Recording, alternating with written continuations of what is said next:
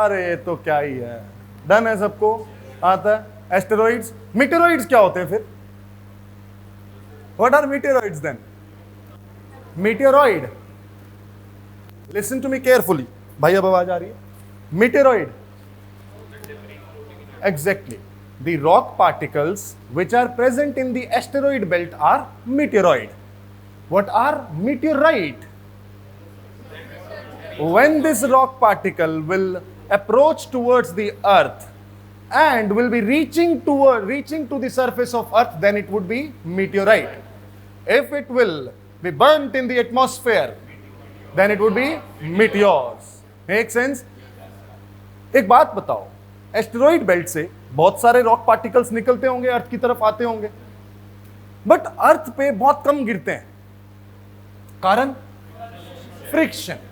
But एक और कारण है, जो बेसिक सा कारण है। अर्थ पे अगर मैं आसमान से 4 पत्थर गिरूंगा तो 3 पत्थर कहां गिरेंगे? पानी में। 75% of the entire earth is covered with oceans, इसीलिए सरफेस पे कम गिरता है। समझ में आया? तो थोड़ा सा दिमाग भी अप्लाई करने का। 4 में से 3 पत्थर तो कहां गिरेगा? ओशन में गिरेगा। 75% तो क्या है? ओशन है। दूसरी बात, अगर गिर गया तो एक डिप्रेशन क्रिएट करेगा, खड्डा बनाएगा। Make sense? अगर उसमें पानी आ गया तो वो क्या बन जाएगी? लेक बन जाएगी। It's not crater lake, it's not crater lake. Crater lake is something different, it is meteor lake. किसी को पता है कोई एक लेक इंडिया में? Lonar lake. Where is it? Maharashtra, Buldhana district of Maharashtra, Lonar lake. Recently it was in news during COVID times because of its pink color. वाह, सब updated है भाई। Duration of day and night on earth is altered और affected due to, ये तो बता दो। बचपन अच्छा गुजरा है तो बता रहेगा। हाँ जी,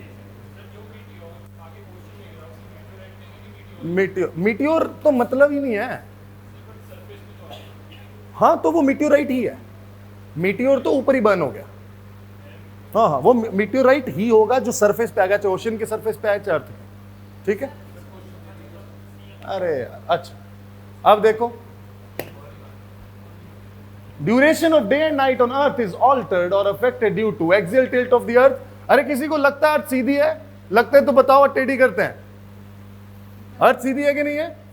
अर्थ अपने एक्सिस से 23.5 डिग्री टिल्टेड है, राइट? सो उसकी वजह से क्या होगा? डे एंड नाइट होगा। हाँ, सीजन्स होंगे। अगर ऐसे बोलोगे तो बचपन बहुत ही खराब गुजरा फिर तुम्हारा।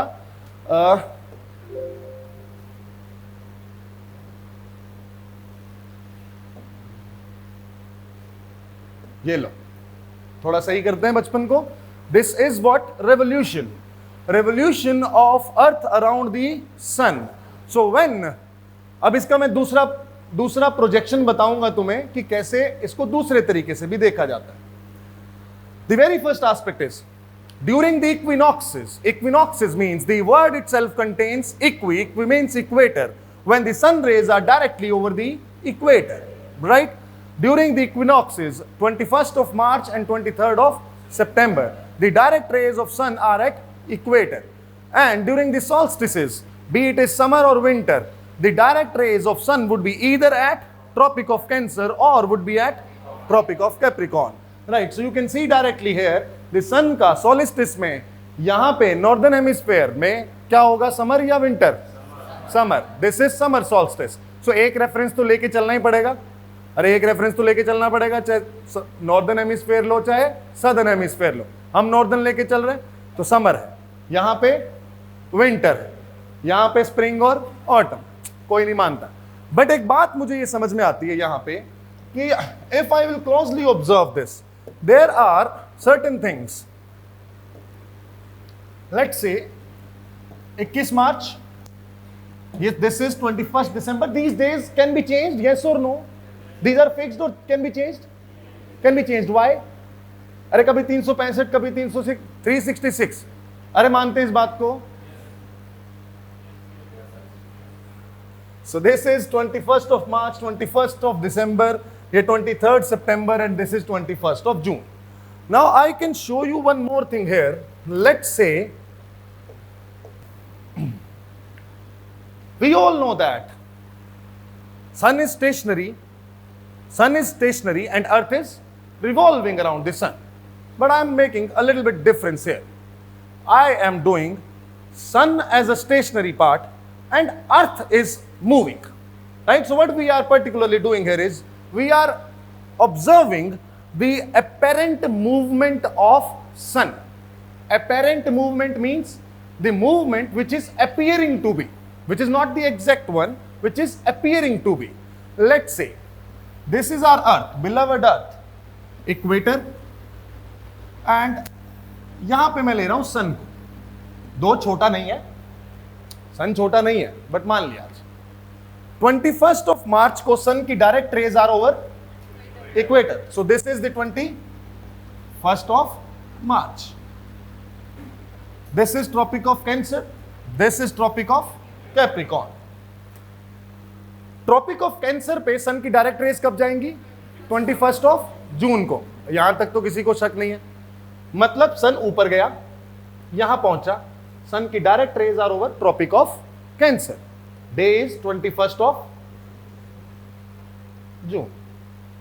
ठीक है. मार्च, अप्रैल, मई, जून, फिर सन वापस नीचे आने लगेगा क्योंकि 23rd of September को सन की direct rays are over equator again. जुलाई, अगस्त, सितंबर, फिर आ गया. देन अक्टूबर, नवंबर, दिसंबर, सन की direct rays are over tropic of Capricorn. So can I say one thing with this part, that sun is giving its direct rays between Tropic of Cancer to Tropic of Capricorn. And if I ask you a question, which of the following place of India will never observe the direct rays of sun? Listen to me very carefully, huh?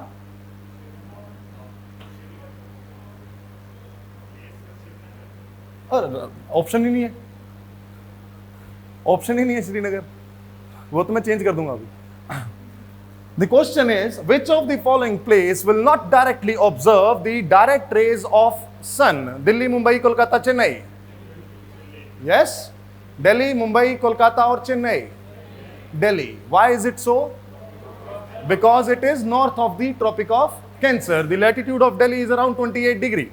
Right? So it is, and in fact, how we know that? Because this is India and यहाँ से जाता है Tropic of Cancer. बिल्कुल बीच में से.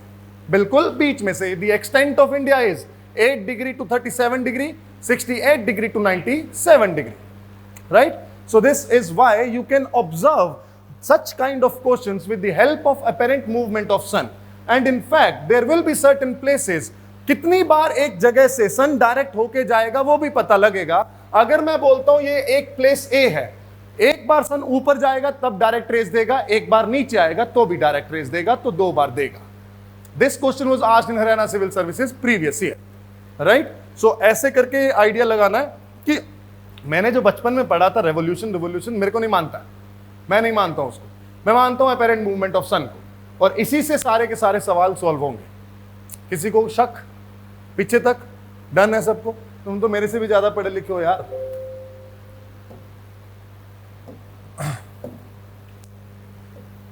चलो बताओ अब इसका आंसर.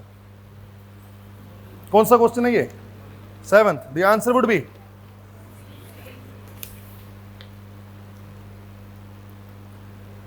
मर ना जाऊं मैं सी सुन के. आंसर वुड बी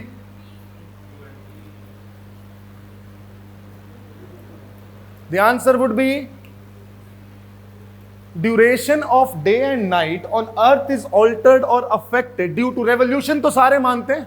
जिसको अभी भी लगता है रेवोल्यूशन नहीं है वो तो मेरे दिल को बहुत बड़ा धोखा है. क्यों? क्योंकि सीजन आएंगे रेवोल्यूशन से. गर्मियों में दिन की लंबाई ज्यादा, आजकल देख नहीं रहे हो, ज्यादा पढ़ना पड़ता है. सर्दियों में रातें लंबी, पढ़ना कम पड़ता है. उस हिसाब से देखने का. उसके बाद पोलर बल्ज. पोलर पे बल्ज है क्या? पोल तो फ्लैट है. पोल तो फ्लैट है, बल्ज कहां पे है? इक्वेटर पे. तो ये तो वैसे ही गलत हो गया. Third is refraction. अरे एक बात बताओ, सुबह होती है जब, आजकल चलो हम हमेशा बोलते हैं ना 12 घंटे का दिन 12 घंटे की रात. इक्विनॉक्सिस पे यही होना चाहिए, 12 घंटे का दिन है 12 घंटे की रात है. बट आइडियली कभी ऐसा हो ही नहीं सकता.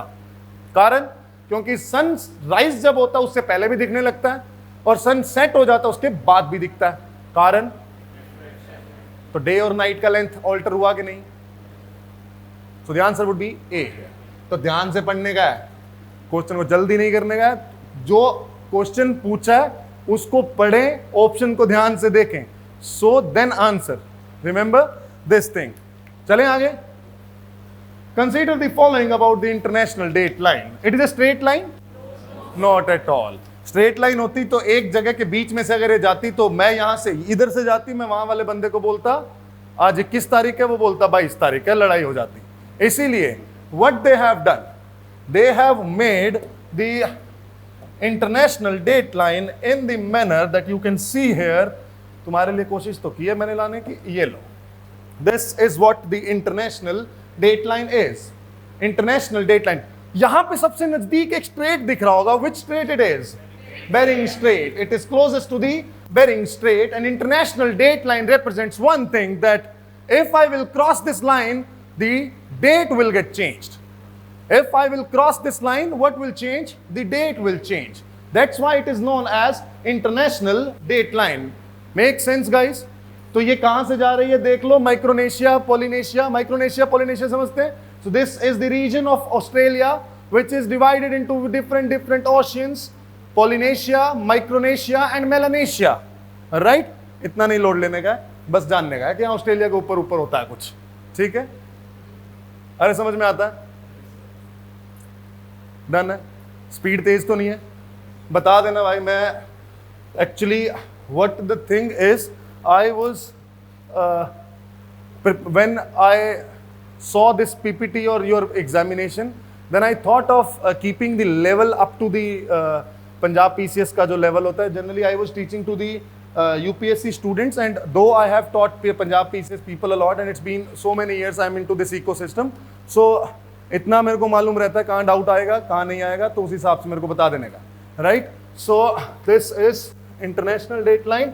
और रॉन्ग, इतना मुश्किल। At equinox what will happen? कौन सा क्वेश्चन है ये? 9th। अरे बता दो, ये क्वेश्चन गलत किया ना तो देख लेना, सोच समझ के जवाब देने का है। How many are here for A?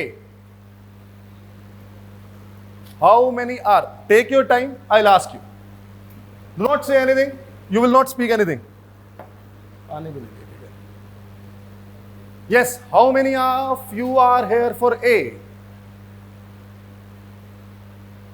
Bombay, B, C, D। बाकी छोड़ के आएंगे? करेंगे भी नहीं, ये सवाल भी नहीं करेंगे, तो इससे पहले वाले कैसे करेंगे? इक्विनॉक्स पे कोई भी पोल टिल्टेड नहीं होता, बिकॉज सन की direct rays are at equator. Simple सा फंडा। So the answer would be A here. अरे अभी भी किसी को डाउट है तो पूछने का है, घबराने का नहीं है। हाँ जी, हाँ जी। Neither of the poles is tilted towards the sun. Poles, earth tilt, poles. Right? Next is the mid day sun is exactly overhead at least once a year on. अब बता दो, apparent movement of sun we have done.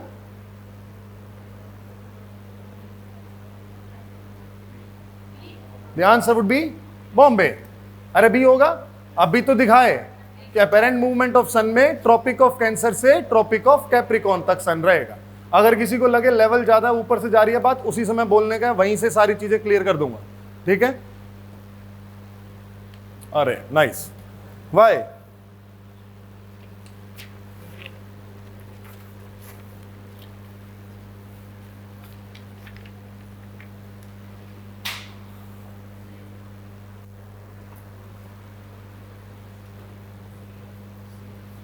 सुनो मेरी बात, बोल लूं मैं?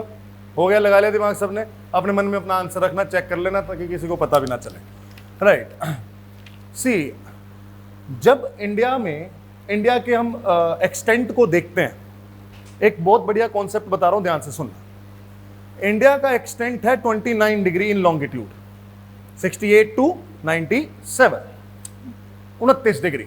29 को मैं मानू 30 डिग्री। 1 डिग्री पे कितने मिनट का फर्क आता है? 4 मिनट का। ये तो मालूम है सबको। 1 डिग्री पे कितने मिनट का फर्क आता है? 4 मिनट का। तो 30 डिग्री पे कितने मिनट का? 120, राइट? 120 का मतलब 2 घंटे। गुजरात और अरुणाचल में 2 घंटे का डिफरेंस है, मानते हैं? जब गुजरात में सुबह 5 बजते हैं तो अरुणाचल में ऐसा लगता है 7 बज गए हैं, सन इतना ऊपर आ जाता है, बट टाइम वहां पे भी 5 ही बज रहा होता है, right? But the difference here is with all these things. Recently, I was reading an article which was written by Niti Aayog's vice commissioner, and he said, "I went to Northeast after so long, and I was very much furious with the time zone that India is following these days, because in the ancient times or during the Britishers' times, we had 2 time zones, and the need of time zones arise." Why is it so? Because there is much of the difference between the longitudes. There is great difference between the time periods from the eastern and the western part. Right? उससे क्या होता है? आज मैं बता रहा हूं. There was a concept for which Nobel Prize was given 3 years back, which was known as the circadian rhythm. Circadian rhythm means, biology की circadian rhythm का मतलब ये है, जैसे जैसे मैं सुबह उठता हूं, मेरी biology is aligned with the sun. जैसे जैसे सन ऊपर जा रहा है वैसे वैसे मेरी एनर्जी दिन से ऊपर जाती है, एंड जैसे जैसे sun will set my energy will go down, right? And this is how I and the sun, I and the environment both are aligned with each other. And always remember one thing, that we as human beings are nothing but the product of the change in environment. We will change according to the change in environment. If the temperature will rise in the environment, we will have the audacity and the adaptability to cope up with the change in environmental temperature. So we are the product of the environmental change. So if the environment is getting changing and उसकी वजह से मैं अपना काम धंधा change कर रहा हूं, तो definitely my efficiency will be impacted. Make sense? So इस कारण से the northeastern people are nowadays demanding for the second time zone. Rather, the Assam people who are there in the चाय bagans, जो चाय के बागान है वहां पे, they do follow the चाय बागान time zone. वो अपना time zone follow करते हैं वहां पे. वो कहते हैं कि हमें थोड़ी लेना देने का इनसे. This is what makes northeastern people more alienated towards the Indian mainland. Right? दो वी ऑलवेज थिंक, समझ में आता सबको, हिंदी में भी बोलता हूं, बात यह है कि जब भी हम नॉर्थ ईस्टर्न लोगों को देखते हैं हमें लगता है कि वो हमसे कनेक्ट क्यों नहीं करते हैं. आजकल हम उनसे कनेक्ट करने की कोशिश कर रहे हैं, बट अगर उनसे हम कनेक्ट करना चाहते हैं वो कहते हैं कि हमारा टाइम जोन तो हमें दो, हमें समझो तो सही, हम तुम्हारे अकॉर्डिंग चल रहे हैं बट तुम भी तो हमारे अकॉर्डिंग चलो. So this is how nowadays, again, you will see so many articles are there in the newspaper which are demanding the second time zone. But why we are not opting for this second time zone? क्यों? Confusion. India में, Russia में 12-13 time zone है, longitudinal extent बहुत है, developed nation है, ट्रेनें चलती है ना, एक्सीडेंट्स होते हैं. कारण एक टाइम जोन से दूसरे टाइम जोन में जाएगी, टाइम चेंज हो गया, सिग्नल आपस में ऑटोमेटेड नहीं है. हमारे यहाँ तो बंदा खड़ा होता है लाल झंडी लेके, वो कहाँ से टाइम जोन चेंज कर देगा. So there are so many things which may be concerned, which are concerned with the second time zone. But yes, when this time zone was decided, or this Greenwich जो भी ये तुम्हारी timeline है, Greenwich Meridian जो zone है, जब ये बनाया गया, then there was a fight between Britain and France. European nations were at their topmost emergence at that time. They were at their peak at that time. There was difference. There was a fight between Britain and France, but Britain always say one thing: the sun never sets in the British Empire.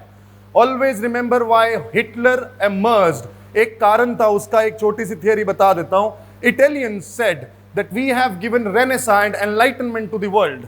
We have given enlightenment to the world. French said we have given liberty, equality, fraternity to the world.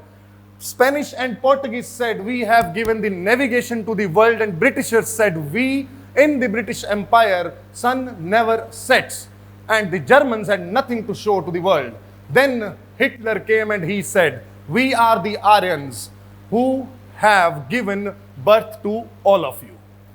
The blonde haired, blue eyed people who are the Aryan races, we are the superior, most superior ones. And that's why he was against the Jews, because Jews were non-Aryans and Holocaust happened.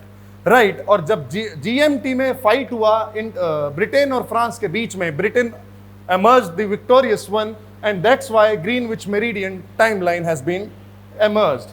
And after that ये decide किया गया कि हर आधे घंटे में changing zone होने चाहिए, क्योंकि अब 15-15 मिनट में कहां तक तुम हिसाब रख लोगे, तो उन्होंने आधा घंटा रखा। तो आधा घंटा कब बनता है? 7 डिग्री एंड 30 मिनट, 15। अरे समझ पाते हैं? एक घंटे में कितना डिफरेंस है? 15 डिग्री का है कि नहीं? अरे तभी तो 4 मिनट का फर्क आता है। 15 इंटू 4 60। अरे तोते तो नहीं उड़ गए हैं? सब साथ में?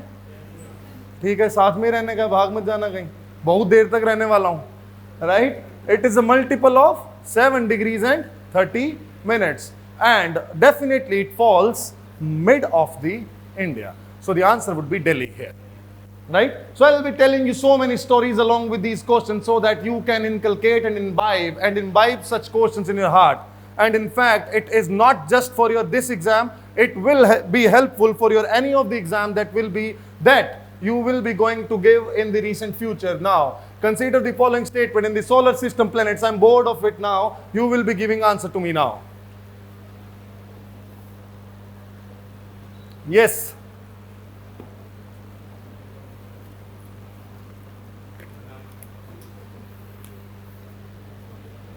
देखो जी, आंसर होगा Delhi. The answer would be D, Delhi. Why is it so? Jupiter, Saturn, Uranus. Jupiter, Saturn and Uranus. इन तीनों में क्या होती हैं? रिंग्स होती हैं. और ये रिंग्स डायरेक्टली दिखती हैं क्या? ऐसे दिखती होती तो फिर बात ही क्या थी, नजारे ही अलग थे जीवन के. तो they can never be seen bye naked eyes. Right? So the answer would B D here. By measuring the angle of the pole star, very important and very conceptual question. थोड़ा दिमाग लगाने का, and then tell me.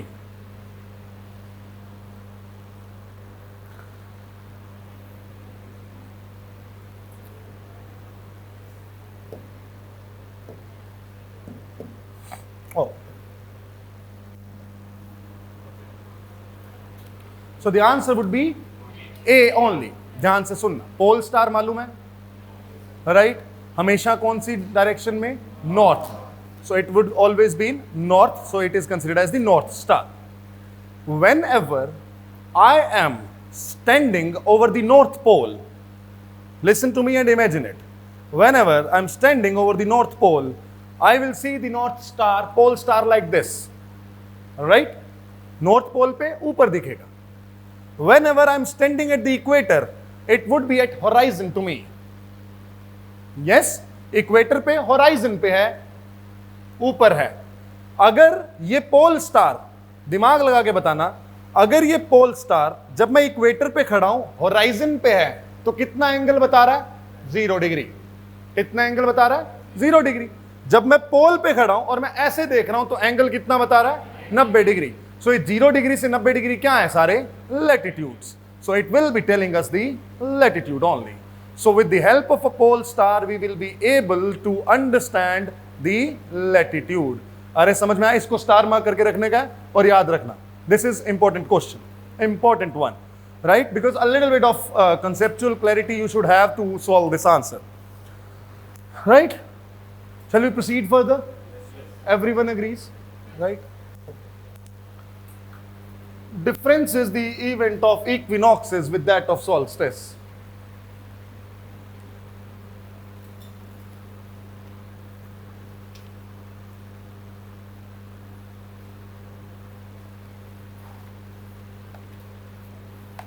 देखो, second statement तो ना पहली line में गलत है. क्यों? क्योंकि रोटेशन नहीं, वो रेवोल्यूशन होता है. पहला स्टेटमेंट देखो, in a solstice only a particular tropic receives direct vertical rays of the sun, unlike in an equinox where the equator receives direct. बिल्कुल सही बात है. So the answer would be A only. अरे समझ में आ रहा है ना? धोखा तो नहीं दोगे? पक्का? अरे समझ में आ रहा है, बार बार पूछ रहा हूं, नहीं आता उसी समय बताने का है. If the earth's shape has been flat instead of being spherical, अगर अर्थ फ्लैट होती स्फेरिकल की जगह पे, पहली बात तो दिन रात सेम होते, राइट. सनराइज और सनसेट सेम टाइम पे होता सब जगह पे. Visible horizon remains the irrespective of altitude. Horizon, अगर होराइजन कब दिखता है? जब मैं इक्वेटर पे हूं. अब पूरी की पूरी अर्थ ही इक्वेटर है, फ्लैट है, तो होराइजन हमेशा एल्टीट्यूड का तो कोई सेंस ही नहीं बनता. Diversity of seasons would not have been possible. The answer would be Delhi here. Season क्यों आते हैं? क्योंकि अर्थ फ्लैट नहीं स्फेरिकल है और अपने एक्सिस पे टिल्टेड है, इस कारण से सीजन्स आ रहे हैं. और अगर अर्थ के इन दोनों फीचर को मैंने हटा दिया तो सीजन आएंगे क्या? नहीं आएंगे. इसीलिए the answer would be Delhi here, right. इतना घुमाने के बाद अर्थ इज लार्जली प्रोटेक्टेड. अब मेरी बात है ना, ध्यान से सुनना, पीछे तक जानी चाहिए और दिल तक जानी चाहिए. अभी एक बात बोली मैंने कि earth is having a magnetic property, right. How this magnetic property is generated in the earth? If I ask you a simple question right now, if we know that, what is the interior of the earth? Interior of the earth is made up of various concentric layers. Yes, crust, mantle, core. Make sense? Crust, mantle, core. ये तो हमें बचपन में पढ़ाया था, अब थोड़े हम बड़े हो गए. सो मैं बोलूंगा crust, upper mantle, lower mental, outer core, inner core. मानते हैं इस बात को? क्रस्ट इज सॉलिड और liquid? Solid. Upper mental is solid. Upper mental is solid. Lower mental is solid. Outer core is liquid. Outer core is liquid. Inner core is solid. चलो, एक experiment बता रहा हूं. वो एक्सपेरिमेंट किया गया, अगर बचपन अच्छा गुजरा होता तो याद भी होगा. Let's say this is a road, ठीक है. इस रोड के सराउंडिंग में आई हैव बाउंड डिस्क. एक डिस्क को मैंने इसके साथ अटैच कर दिया, right. This rod is connected to the electricity, right. यहां से मैंने इलेक्ट्रिसिटी पास की, करंट जाएगा इसके अंदर, जाएगा, जाएगा. इस डिस्क में भी जाएगा, जाएगा, मानते हैं. अब मैंने क्या किया, इस डिस्क को रोटेट करना स्टार्ट कर दिया. I will start rotating this disk. There are two properties that I have told you. First of all, this entire road is being connected to the electric current, and this same current is passing through this disk, and this disk simultaneously is rotating. If this disk is rotating and having the presence of electric current, after some time it will start generating some magnetic field. Make sense? It will start generating some magnetic field. Now I am replicating this entire concept to the earth. अब अर्थ पे कैसे replicate होता है उसको समझते हैं. अर्थ का outer core है लिक्विड, आउटर कोर है लिक्विड. और करंट का मतलब क्या होता है? Flow of ions. Current means flow of ions. Outer core liquid है, उसके साथ साथ आउटर कोर में टेम्परेचर बहुत ज्यादा होने के कारण यहां पे आयंस होंगे, जैसे सन में बताया था मैंने. होंगे कि नहीं होंगे? अरे होंगे ना, होंगे पक्का? अरे है, हाँ है. तो here there is the presence of ions, and in this outer core, listen to me very carefully, in this outer core these ions are traveling. If these ions are traveling, definitely they will be generating some current in the outer core. They will be generating some current in the outer core. And earth is also rotating. If earth is rotating, definitely the outer core is also rotating. If outer core is rotating, current is there, it will. That's how the magnetic property of earth is being generated. Always remember, earth act as a geomagnet. Earth act as a geomagnet, and if someone in future will ask you what is the reason behind the magnetic property of this earth, then you will tell me or tell that guy there would be two reasons. First, the outer core of earth is in liquid state, and second, because of the rotation of earth. Because of these two reasons, earth will always act as a geomagnet. And wait. And अगर, सुन रहा पीछे, थोड़ी आवाज धीरे करो, अगर मैं बोल रहा हूं ये आयंस हैं, ये आयंस मूव कर रहे हैं, उनके मूवमेंट की वजह से करंट आया और करंट की वजह से ये पूरा का पूरा सिस्टम जनरेट हुआ, क्योंकि अर्थ रोटेट कर रही है. अर्थ तो रोटेट करना बंद करेगी नहीं, और अर्थ की रोटेशन स्पीड कांस्टेंट है. प्रॉब्लम कहां है? इन आयंस के मूवमेंट में.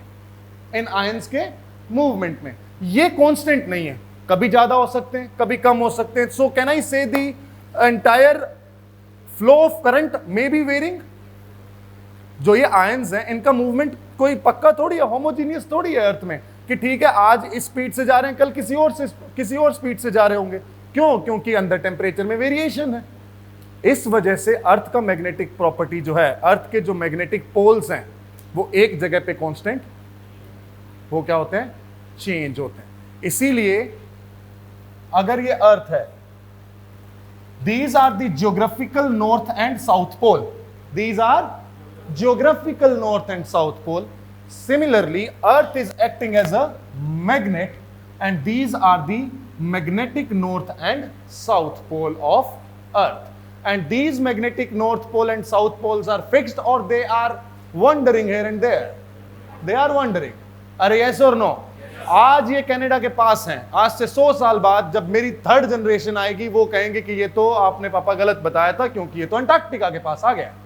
Why is it so? Because these magnetic north and south poles are not constant. They are not constant. They are moving from one location to the other because of the changing ions speed in the outer core. आज के बाद ये बात ध्यान रखनी है, सबको मालूम है कि यहां अर्थ एक मैग्नेटिक प्रॉपर्टी दिखाता है. क्यों दिखाता है? दो कारण. Outer core is in liquid state, second rotation of earth. दोनों में से एक भी एब्सेंट हुआ, मैग्नेटिक प्रॉपर्टी वहीं खत्म है, राइट? जबकि दोनों एब्सेंट हो नहीं सकते, क्योंकि ये तो प्रेजेंट है. समझ में आता है? Done. So earth is largely protected from the solar wind by the magnetic field. With reference to Van Allen radiation belts, consider the following statement. मालूम है ये क्या रहता है? नहीं मालूम? मुझे भी पता, तुम्हें नहीं मालूम, इसीलिए मैं तैयारी के साथ आता हूं. This is the Van radiation Allen belt. जब अर्थ को हम ध्यान से देखेंगे तो ये जो हमारी पृथ्वी है, इसके चारों ओर क्या है? Magnetic properties, magnetic fields. और ये मैग्नेटिक फील्ड मैक्सिमम कहां की ओर है? इक्वेटर की ओर. और मिनिमम कहां पे है? यहां पे इसकी पोल्स पे क्या है? सबसे कम. फैली सबसे ज्यादा कहां पे है? इक्वेटर की ओर. देख रहे? तस्वीर देख के आंसर दे देंगे अब. दिस बेल्ट और this magnetic field was first discovered by a physicist known as Van Allen. That's why this entire radiation belt is given the name of Van Allen radiation belt. Make sense? Take down. लिख लो. जो ये question है इसी को लिख लो, क्योंकि जो चीज नहीं पता है उसी पे तो काम करना है. The both of the statements are correct here, and please take down in your notebook these two statements so that it will be helpful for you in your future.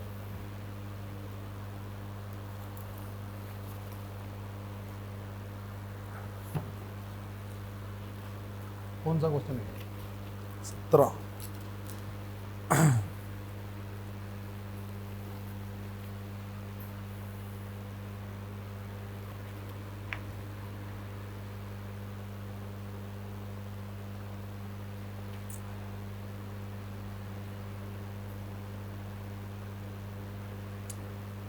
Can I say these magnetic fields are protecting us from the solar winds, जो हमने देखा अभी, उसी की वजह से हमारा atmosphere भी बचा हुआ है। अरे हमारा एटमॉस्फेयर इंटैक्ट है, क्यों? क्योंकि ये मैग्नेटिक फील्ड्स हैं, और इन्हीं मैग्नेटिक फील्ड्स की वजह से कहना, इससे there will be aurora borealis and aurora australis. Aurora समझते हैं, नॉर्वे, स्वीडन, फिनलैंड, कभी ईश्वर करे जाने का मौका मिले, Scandinavian Nations, then you will observe during the evening times skies are having different lights. These different lights are termed as aurora, and in northern hemisphere they are termed as aurora borealis, in the southern hemisphere they are termed as aurora australis. कैसे याद रहेगा? Australia, बस, ठीक है। बढ़ाऊं आगे। Most of the earth's iron is stored in core. In core. दादा इसीलिए तो आयरन है, तभी तो मैग्नेटिक प्रॉपर्टी है। अरे समझे, आयरन कहां पे है? कोर में। मैग्नेटिक प्रॉपर्टी कहां से आ रही है? अरे कोर ही तो है, अरे है तो कोर ही। अरे समझते हैं? सो इसको याद रखने का है। तो ये एसोसिएट करना सीखें, थोड़ा सा इंटीग्रेट करें अपने कॉन्सेप्ट्स को। Otherwise if you will face any difficulty, I will tell you the concept from the scratch till the end. I don't have any problem in that, but make sure the time is very less. We want to cover large dimensions of geographies. That's why I'm going a little bit in a pacey manner.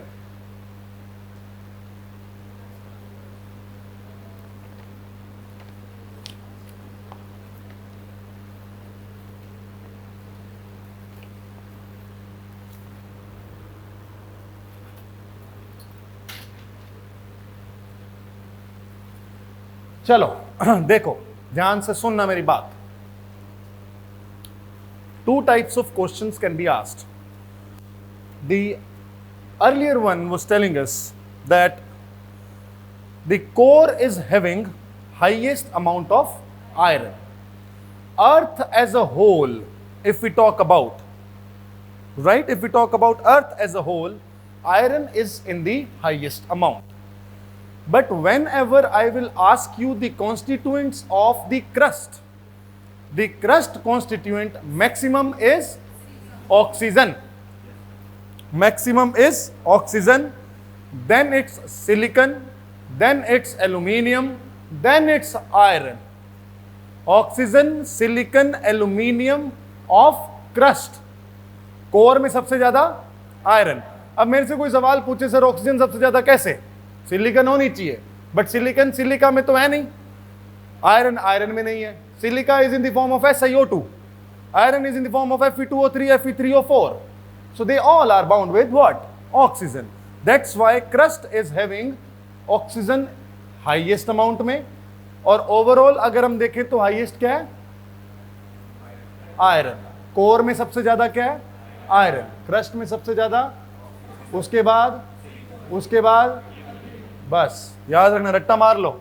The crust is relatively enriched in less dense compounds and relatively depleted in iron compared to the rest of the earth. सही है, गलत है? 19th question. The second statement would be right or wrong? This would be the right statement. अभी तो बताए हैं। अरे किसी को शक है क्या? हाँ, देखो मेरे को ना पढ़ाते होगा बहुत साल। It's been 4-5 years now, right? And मेरे को चेहरा देख के पता लगता है कि कितना दिल तक बात उतरती है। बहुत बच्चा पढ़ा चुका हूँ, तो उस हिसाब से मेरे साथ यू कैन नॉट चीट। तो मैं अभी भी गिन के खड़े कर दूंगा बच्चे, तो अब मेरे साथ धोखा नहीं करोगे तुम। You are cheating with yourself. If you have doubt you can raise your hand, you can ask me. शर्माना गाएगा, you can ask me the doubts, right? Yes, बढ़ूं आगे? मेरे लिए तो बहुत काम आसान कर रहे हो तुम। The primary source of earth's heat is a combination of, see listen to me,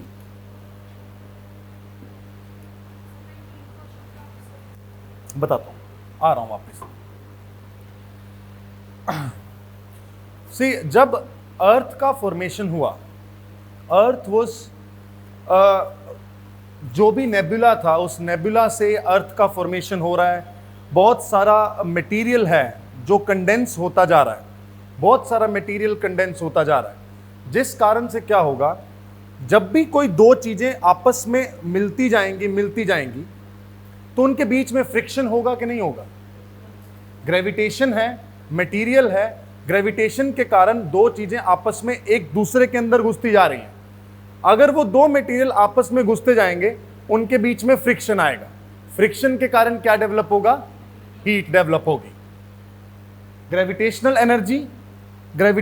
energy के कारण ही क्या जनरेट हुआ? फ्रिक्शन। तो ग्रेविटेशन तो रिस्पॉन्सिबल है, राइट? और जब अर्थ बन रही थी ना, तब उस दौरान earth was rotating as well as cooling, क्योंकि अर्थ पहले थी एक मोल्टन मैग्मा।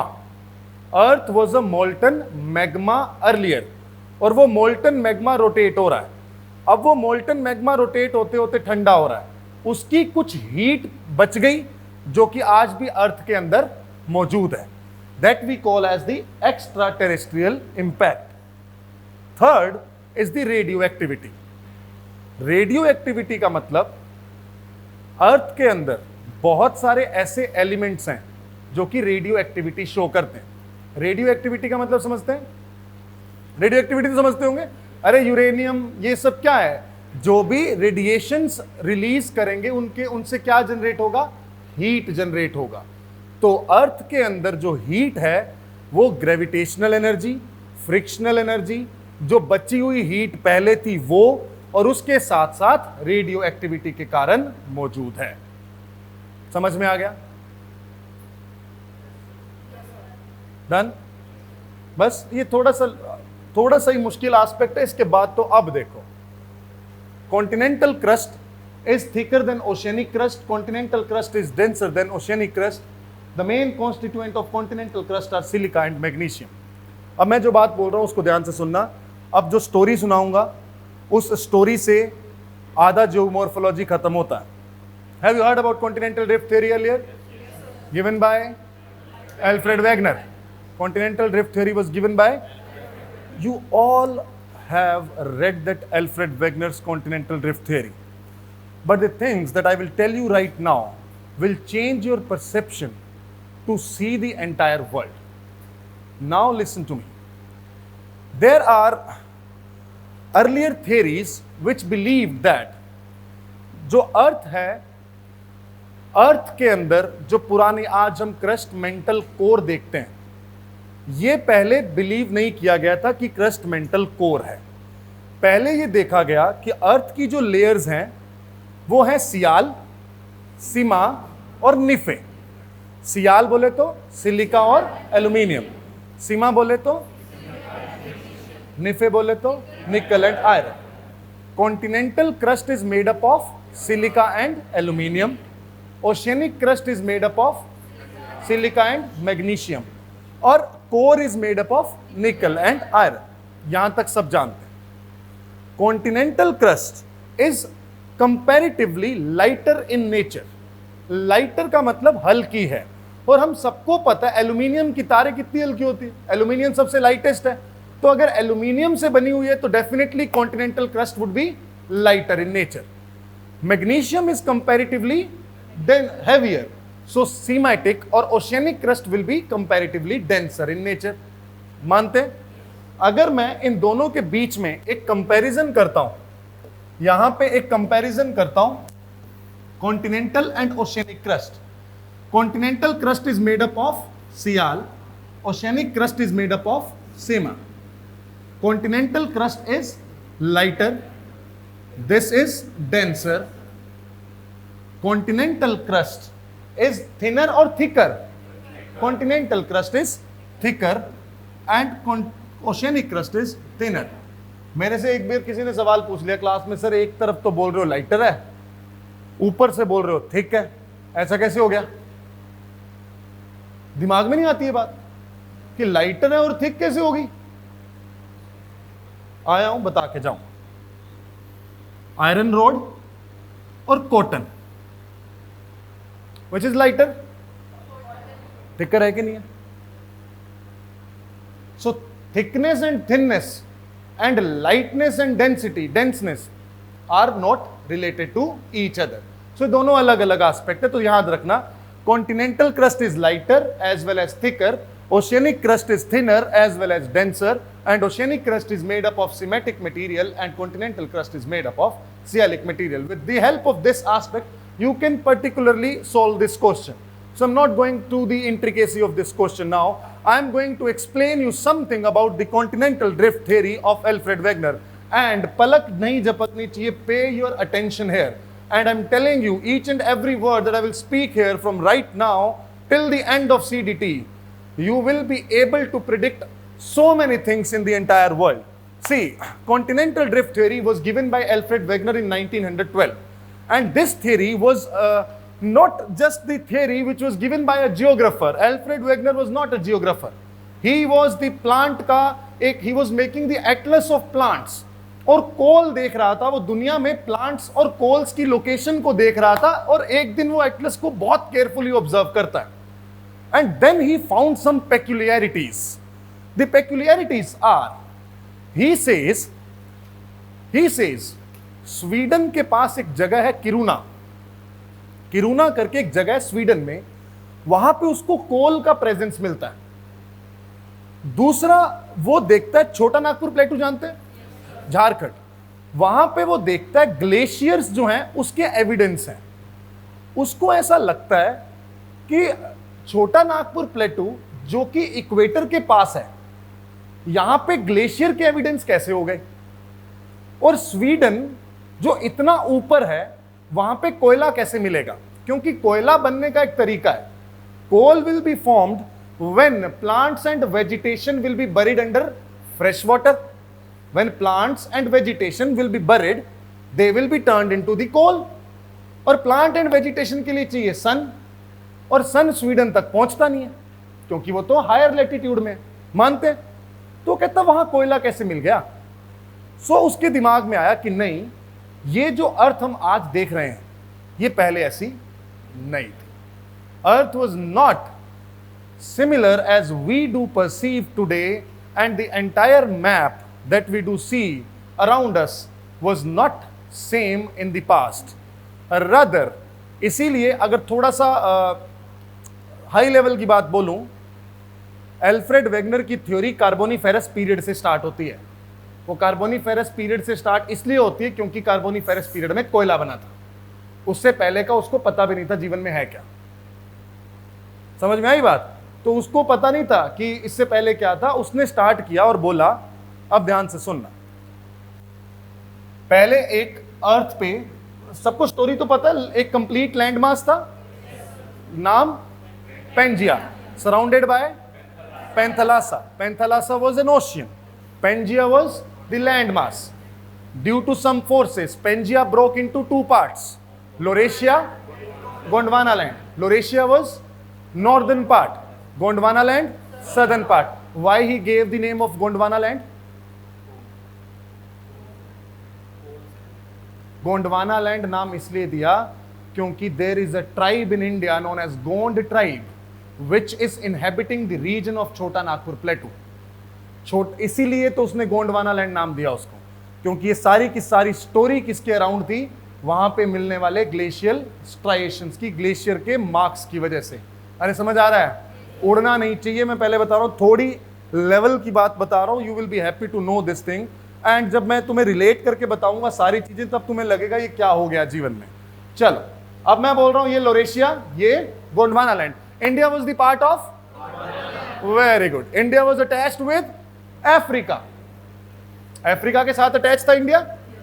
अरे पता है ना, गोंडवाना लैंड का पार्ट था, अफ्रीका के साथ अटैच था. There are two species, one we call as lion, another we call as tiger. One we call as lion and another one we call as tiger. Lion is an African species. Tiger is an Asiatic species. No country in this entire world exists where lion and tiger both are present in same country in the wild. India में lions हैं, है क्या?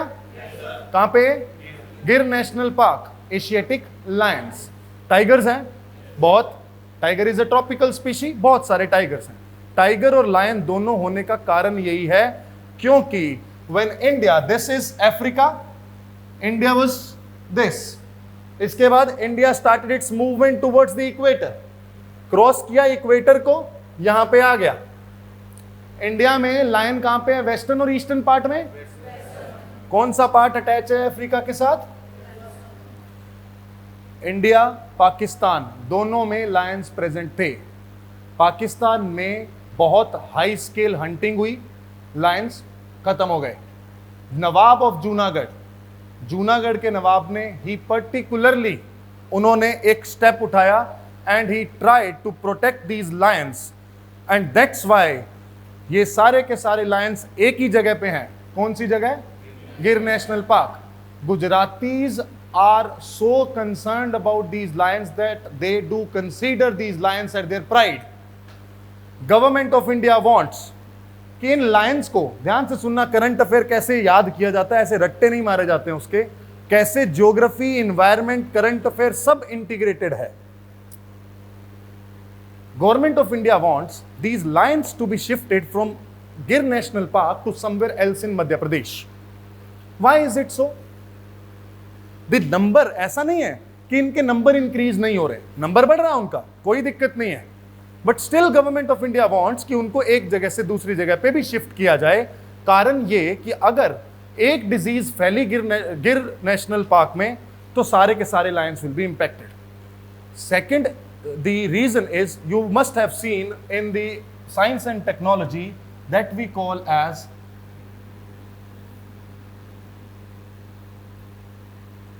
Inbreeding depression. Inbreeding depression का मतलब पता क्या होता है?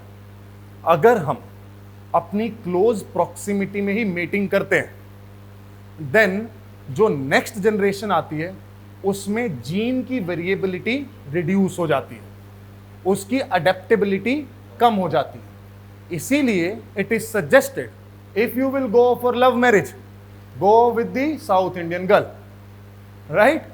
जितना ज्यादा जीन का वेरिएशन होगा the next generation would be more and more adaptable to the environmental changes. That's why government of India, red panda नाम सुना है? अरे रेड पांडा सुने हैं? कुंग-फू पांडा सुने हैं? Kung fu panda is black and white panda, red panda is red panda. Red panda is present in India, Manas national park, Assam, but number is decreasing. क्यों? Inbreeding depression. जब भी ये इनब्रीडिंग डिप्रेशन होगा तो आगे की जनरेशन एनवायरमेंटल चेंज को ले ही नहीं पाएगी, उनके नंबर्स क्या होते रहेंगे? डिक्रीज होते रहेंगे। तो मैं तो एल्फ्रेड वेगनर से स्टार्ट हुआ था और मैंने करंट अफेयर तक तुम्हें बता दिया। So that's how you can integrate this subject, right? Now coming back again to this theory, I will tell you so many stories which are associated with Alfred Wegener's continental rift. Wait for a while. So one thing that I've told you, that lion and tiger both are present in wild in India. Why? Because lion is an Asiatic species, lion is an African species, and tiger is an Asiatic species. And earlier India was the part of Africa, now it is in Asia, so that's why both the species are present in one mainland, right? इसके बाद ऊपर आया बहुत सारे forces which were responsible for this. अरे forces responsible थे, Alfred Wegener ने कुछ फोर्स बताए जिनकी वजह से ये सारा का सारा ड्रिफ्ट हुआ। कोई बता सकता है? देखो, अब मैं स्टोरी दोबारा बता रहा हूं, ध्यान से सुनने का। Earlier the entire land mass was connected, Pangaea, Panthalassa. उसके बाद कुछ फोर्सेस आए जिनकी वजह से इसके दो टुकड़े हुए, Laurasia, Gondwana land. India was the part of Gondwana land. फिर धीरे धीरे इन फोर्सेस के कारण ड्रिफ्ट स्टार्ट हुआ। लोरेशिया में नॉर्थ अमेरिका, यूरोप और रशिया और एशिया बना। गोंडवाना लैंड में south America, south Africa, Australia, Antarctica और इंडिया था। इंडिया बाद में कहां आ गया? ऊपर आ गया। ये स्टोरी पता सबको, इसमें कुछ नया नहीं है, ये तो एल्फ्रेड वेगनर बोल के गया। बट जब उसने सब बोल दिया तो दुनिया मानेगी क्यों? उसको उसके कुछ एविडेंस देने पड़ेंगे। एविडेंसेस दिए उसने, बाकी सारे एविडेंस तुम्हें मालूम होंगे, jigs of it. That's why I told you, once Alfred Wegener was observing the atlas very carefully. जब वो एटलस केयरफुली देख रहा था तब उसने देखा सारे के सारे कॉन्टिनेंट्स आपस में क्या होते हैं, मैच होते हैं। एक और चीज, ये एविडेंस एल्फ्रेड वेगनर ने खुद ने नहीं दिया था। One day when he was trying to find out the location of these plants and all, his son came to him and he was disturbing him a lot. Right, he was disturbing him a lot, and what he did, उसने अपने बेटे को एक puzzle solve करने के लिए दिया, and when the son came after the 1 hour, he solved that puzzle by fitting all these continents, and that's how the very first evidence that arose is the jigsaw fit. Right, this is the entire story. So we see that continental drift theory ka first evidence, which is the jigsaw fit, was given by Alfred Wegener. No, it was given by his son. Right, the 9-year-old son who solved that puzzle and gave this concept. Right, एक और चीज बताना चाहता हूं, बाकी सारे evidences तुम्हें पता होंगे। एक एविडेंस जो थोड़ी आंखें खोलेगा वो ये है कि जिसको बोलते हैं बिहेवियर ऑफ एनिमल्स। अब एक बात बताओ मुझे, अगर मैं ये बोलता हूं, ये क्वेश्चन तो हो गया सबका, अगर मैं ये बोलता हूं पोल फ्लिंग फोर्स पे आ रहा हूं, इसीलिए मुझे पता आगे सारा कॉन्टिनेंटल ड्रिफ्ट थ्योरी है, that's why I am explaining you each and everything here. अगर मैं ये बोल रहा हूं कि दिस वाज द लोरेशिया में दिस इज नॉर्थ अमेरिका,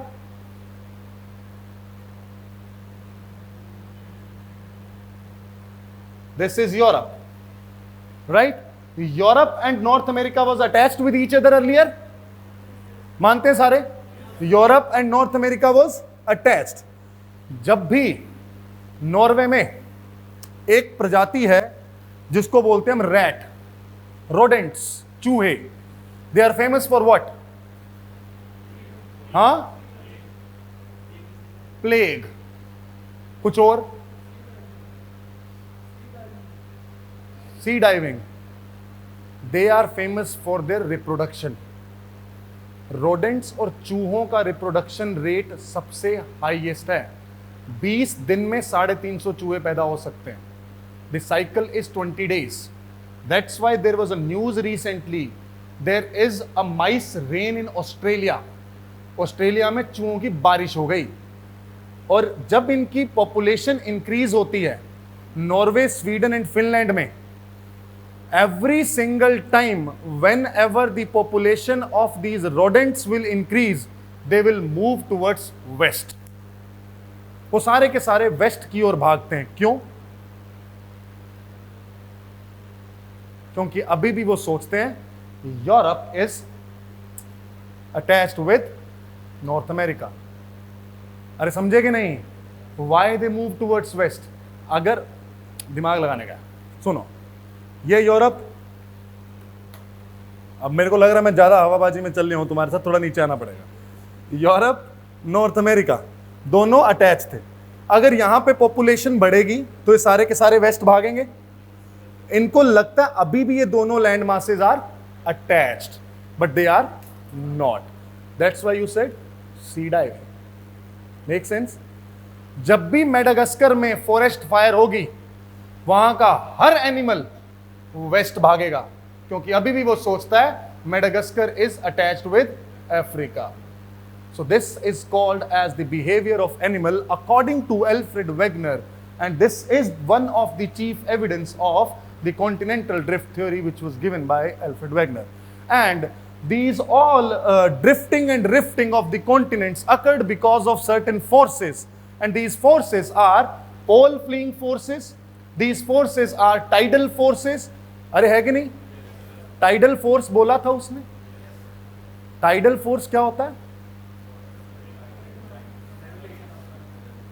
मैं आया हूं बता के जाऊं।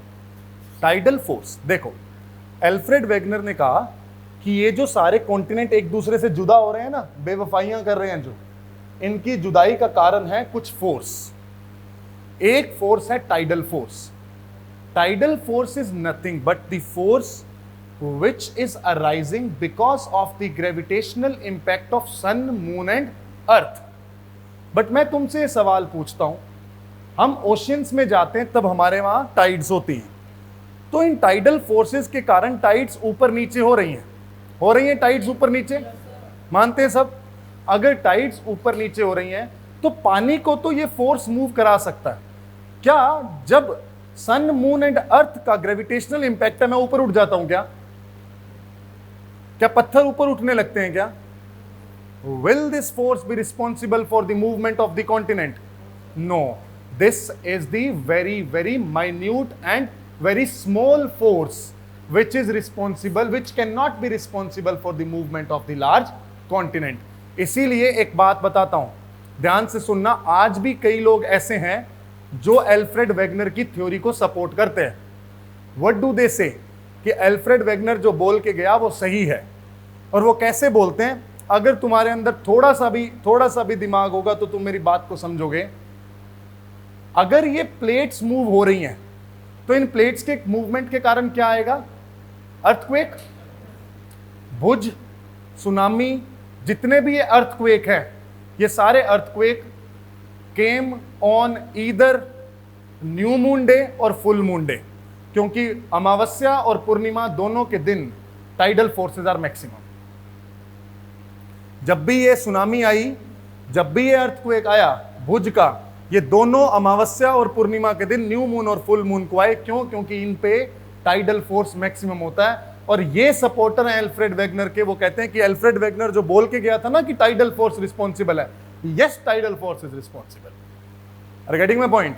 सो ये एक एविडेंस है जिसको आज मैं तुम्हें बता रहा हूं। कुछ और बातें हैं करने को, but the second force that we are talking about is the pole fleeing force. Pole fleeing force is nothing but the force which is arising because of the rotation of the earth. जब earth rotate करती है तो rotation के कारण एक force बाहर की ओर लगता है जिसको हम बोलते हैं centrifugal force.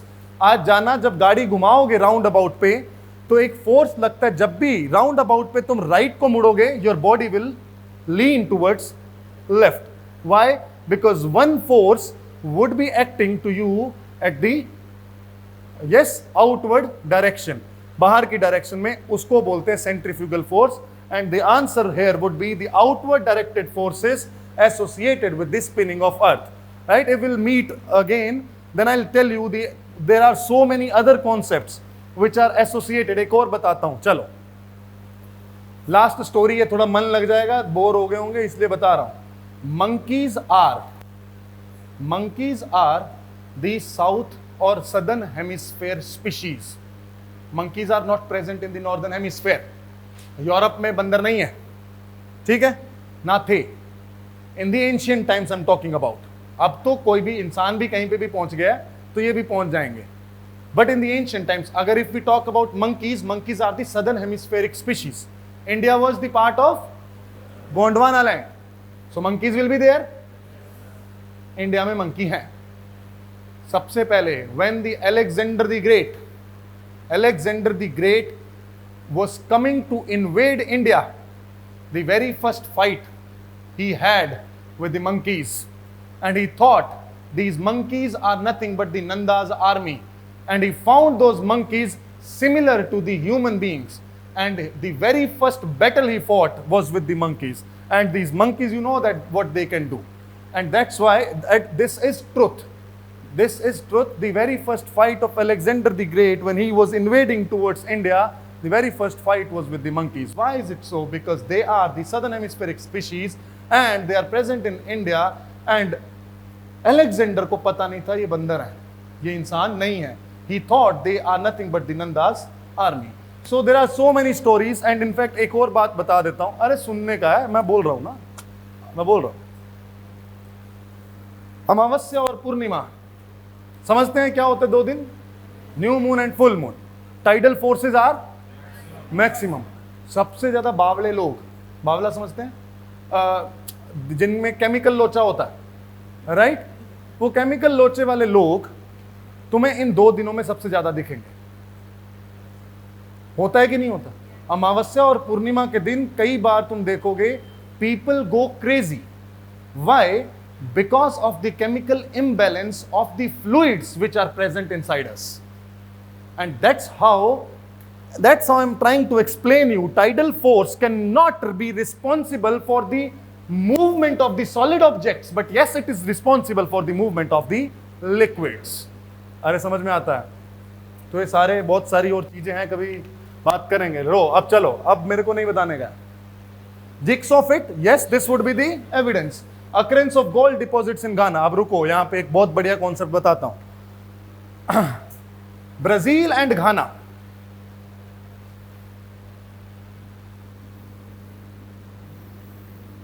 This is South America.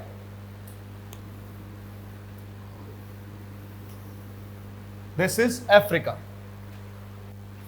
ये है ब्राजील, ये है घाना. ये दोनों आपस में पहले अटैच थे. मानते हैं सारे? Both were the part of Gondwana land. Gold जब भी मिलता है ना, केजीएफ में नहीं मिलता, उसके कुछ तरीके होते हैं मिलने के, राइट? वो केजीएफ की जो माइन है वहां पे नहीं मिलता. कैसे मिलता है गोल्ड और कैसे उसका इकोनॉमिक वायबिलिटी है, उसको भी समझने की कोशिश करते हैं. गोल्ड हमेशा रॉक के वेन्स में होता है. जैसे मेरी बॉडी में वेन्स हैं, वैसे ही गोल्ड भी एक रॉक की वेन्स में होता है. और अगर मैं गोल्ड को एक्सट्रैक्ट करना चाहता हूं, तो ऐसा नहीं है मैं कहीं पे भी जाऊंगा गोल्ड को एक्सट्रैक्ट करने लगूंगा. Every single time if you want to explore any mineral, we will find out one thing very first, that is the economic viability. Whether the plant that I am going to put there will be economically feasible or economically viable or not. ऐसे तो मैं यहाँ बाहर जाऊंगा, लाल मिट्टी है, red soil है India में, यहाँ पे बाहर ऐसा नहीं है कि मैं यहाँ पे बोलूँ कि मैं इसमें से आयरन निकालने वाला हूँ आज. नहीं करूंगा, राइट? इसीलिए धीरे धीरे जहां पे गोल्ड का कंसंट्रेशन ज्यादा होगा, वहां पे इकोनॉमिकली हम प्लांट लगा देते हैं. अब कंसंट्रेशन कैसा होता है? You must have heard one word, that is, अरे सुना है कि नहीं? Placer deposits. आज तक किसी को पता नहीं होगा होते क्या. These are the deposits which are concerned with the rivers. ध्यान से सुनना, बहुत प्यारी बात बोल. ये एक रॉक है, इस रॉक की वेन्स में गोल्ड है, and there is a river which is passing through this region. Right? When river will pass through this region, this river will carry the gold along with itself by the erosional aspects. Make sense? Erosion करके जाएगी, erode करेगी, कुछ ना कुछ gold जाके यहाँ पे deposit करेगी. मैं गोल्ड को एक्सट्रैक्ट करने का प्लांट यहां नहीं लगाऊंगा, यहां लगाऊंगा. कारण the concentration of gold is comparatively more here. These are the deposits which are getting deposited by the action of river. That's why they are called as placer deposit. This is the original rock. This is the original rock. And from this original rock, we are getting gold. Right? Now these people are saying occurrence of gold deposits in Ghana coast, but the absence of any source rock. हुआ ये है Brazil. यहां पे एक rock है, इस rock की veins में क्या है? गोल्ड. यहां से एक रिवर पास करती है, नाम बताना जरा. जब ये रिवर पास करेगी अमेज़न, दोनों आपस में क्या थे? जुड़े हुए. सारा का सारा सोना इकट्ठा हुआ घाना में, बाद में क्या हो गए? अलग. सोना कहां मिला? घाना में. रॉक मिलेगी क्या? कहां रह गई? Brazil. So that's what they are trying to explain. Right? So the absence of the source rock. अरे समझ में आया कि नहीं? तो थोड़ा कॉन्सेप्चुअल क्लैरिटी भी चाहिए. याद करना जरूरी नहीं है, हमें पता होना चाहिए कि प्लेसर डिपॉजिट होते क्या. अमेज़न रिवर थी, गोल्ड का रॉक था, उस रॉक में से रिवर गुजरी, अपने आप डिपॉजिट लेके जाके इकट्ठे कर दिए घाना में. That's why Ghana coast is known as gold coast. The Ghana coast is known as the gold coast, and these are the deposits which we call as the placer deposits. So this is also the right statement. दिल तक पहुंची बात? Bore तो नहीं हो रहे? चुटकुला भी सुना सकता हूं. All the, ऐसे नहीं सुनाता. All the east, stand up comedian दौड़े हूं. All the east, ये मुझे मालूम था बोलेगा कोई. All the east, South American and West African coasts are good natural harbors? Yes. Right? So these are certain evidences to show the continental drift theory.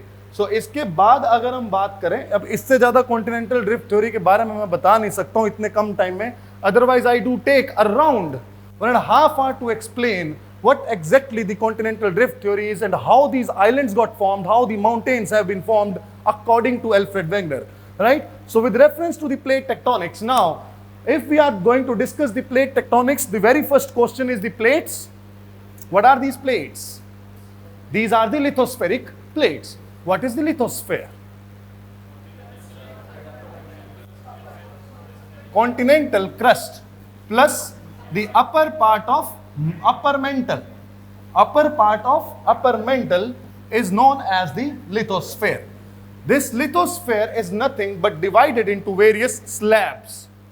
These slabs can be observed and imagined and perceived in a manner that if we see an egg का shell, boiled egg लिया, उसको एक बार डाला, break करने की कोशिश की, जो बाहर cracks develop होंगे, those cracks will be showing you different slabs.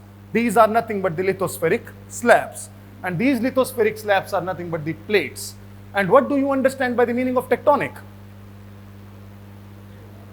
Yes? Tectonic का मतलब क्या है? Tectonic means change. When? ध्यान से सुनना. हमेशा जब प्लेट टेक्टोनिक पढ़े होगे तब बाउंड्री पढ़ा होगा. Plate boundary, plate boundary, plate boundary. ये क्या है प्लेट बाउंड्री? अब समझने का. These tectonic means when there are two slabs. This is one slab, this one is the another one, right? When they will be interacting with each other, there will be certain changes that would be taking place. Make sense? That's why this theory is known as plate tectonic, because the changes are because of the plates. That's why this is plate tectonic, and the changes will definitely be at the boundaries or the margins. अरे yes or no? यहीं पे तो change होगा, बीच में थोड़ी change हो रही है. अरे मानते हैं? So this is the plate boundary. That's why every single time we talk about the divergent plate boundary, convergent plate boundary, transcurrent boundary, they all changes will be occurring at the boundaries, and that's why this theory is termed as the plate tectonic theory. Now, if the theory, Earth's outer shell is divided into several plates that glide over the mantle. Yes? Mantle is having the presence of magma, which is asthenosphere. Everybody are aware of asthenosphere. Asthenosphere is in semi-solid or semi-plastic or semi-liquid state. Yes, semi-solid. अरे जो semi-solid है तो semi-liquid भी तो हो गया, right? So asthenosphere is the molten magma का source. It is another name for the theory of continental drift. इतना तो जायज नहीं है. So this is the wrong statement. Third is, it discards the conventional geological view that there is convectional current flowing in the mantle. This is also the wrong statement, right?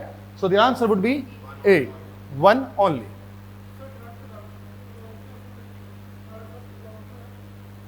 भाई convectional current है, इसीलिए तो plate tectonic है. इसने discard नहीं किया, इसने तो एक्सेप्ट किया.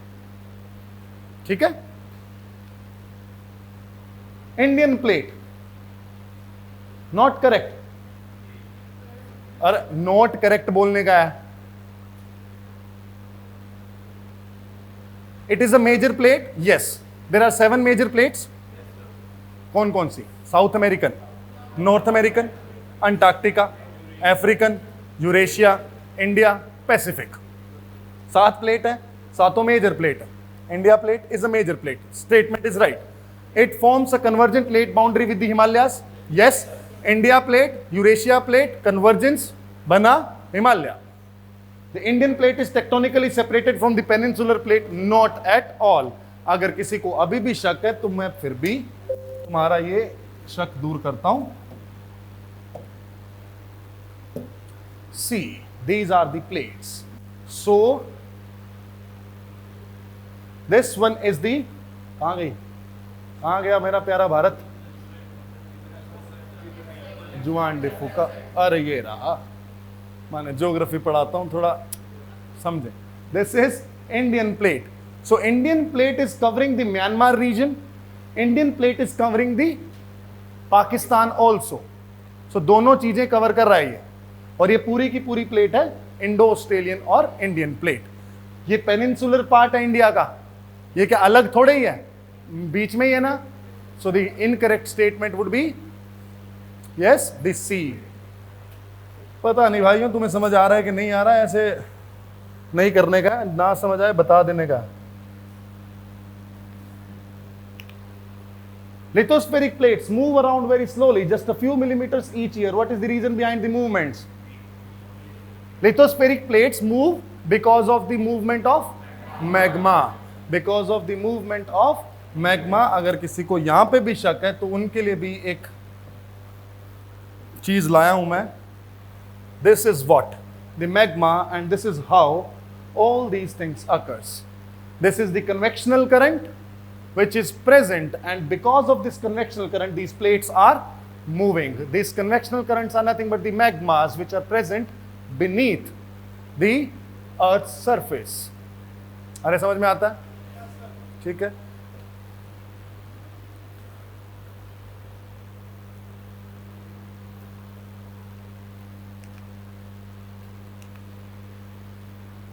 Both are the right statements because I have just told you this, right? Sea floor spreading theory. See, मैं इसका भी बैकग्राउंड बताता हूं, ध्यान से सुनने का. एंशियंट, थोड़ा पुराने समय में, during the world war times, उससे पहले, there was a project which was given. This theory was given by Harry Hess. I hope you know that. This theory was given by Harry Hess, who was the Navy ka engineer. And there was a project which was going on between Europe and the North America, or the United States of America. They wanted to lay down the telegraphic cable between these two continents. Telegraphic cable जो आज हम optic fibers देखते हैं, they wanted to lay down those cables. And they thought this task would be very easy one. Why? Because they thought कि ocean का floor तो बहुत ही flat है, जाएंगे सीधा केबल बिछाएंगे और आ जाएंगे.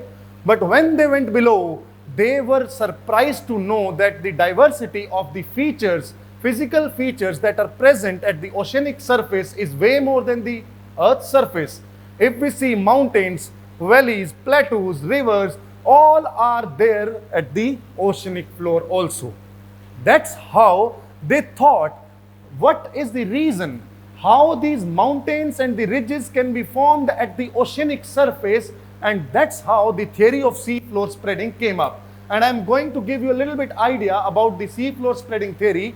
And let's say, अरे क्या हो गया इसको?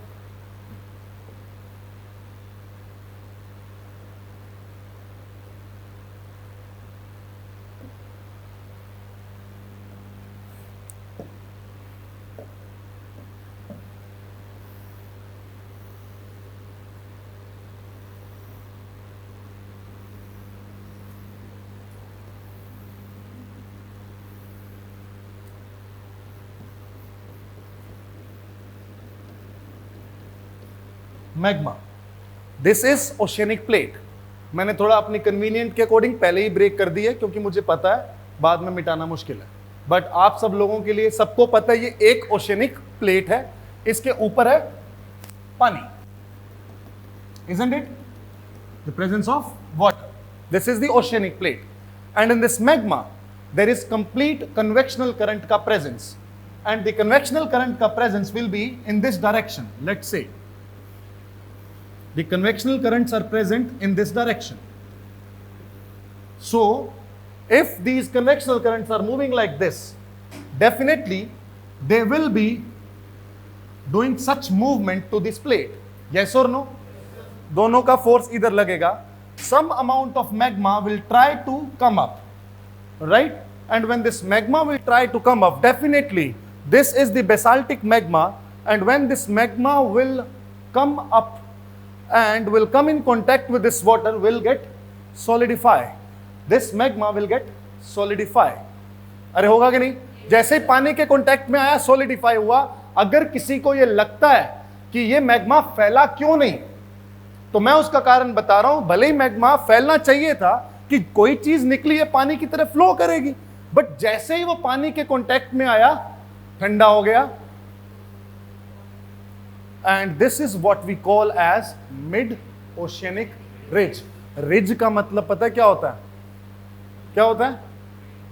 Presence of two parallel mountainous ranges. Two parallel mountainous ranges, and these mountainous ranges will be present here in this part, right? And there is a very good evidence of seafloor spreading theory, and if you will clearly see, go to your place and see, observe the atlas, you will see there is a 78,000 kilometer long mountainous, parallel mountainous chain which is present inside the ocean. That is nothing but the oceanic ridges. First of all, such ridges were found in the Atlantic Ocean, and that too at the mid of the Atlantic Ocean. That's why they are termed as mid-oceanic or mid-Atlantic ridges. They are present in Indian Ocean, they are present in Pacific Ocean, they are present in Atlantic Ocean, right? These are termed as the mid-oceanic ridges coming out. Why? Because of the convectional currents. अरे समझ में आता है? चलो, आता है तो बहुत बढ़िया, नहीं आता तो पूछ लेने का। बताओ।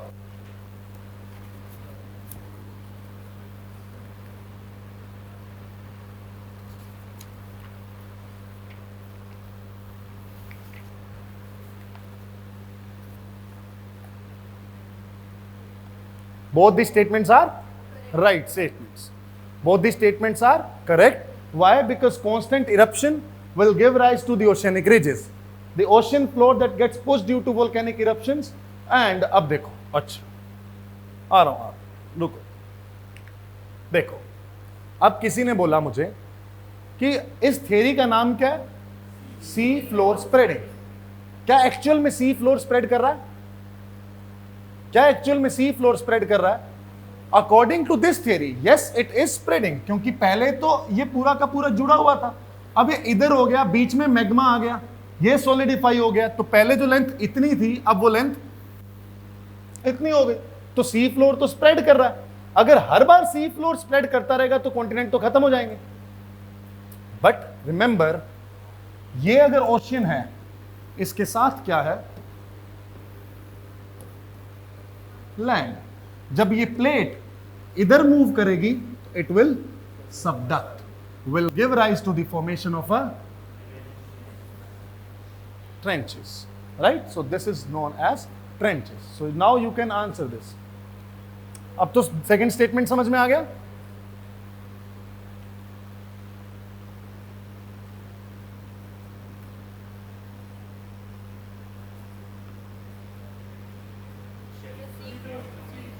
यस, 29th का answer, which of the following oceanic regions, okay, is the site of generation of new crust? तू शेल्फ क्यों बोला? सिर्फ तूने देखा मिनरल रिसोर्सेस, मेरे को मालूम था। So the new crust is being formed at the oceanic ridges, right? And the crust is being destroyed at trenches. Crust is destroyed at trenches and formed at ridges. ये पता क्या है? Airport पे जो लगेज का belt होता है ना, वैसा बेल्ट है, जिसमें एक जगह पे यहां से मूवमेंट स्टार्ट हुआ, फैला, फिर वहां जाके सबडक्ट हो गया, फिर वो मैग्मा का पार्ट बना, मैग्मा ऊपर आया, फिर इधर गया, ऐसे एक कन्वेयर बेल्ट है।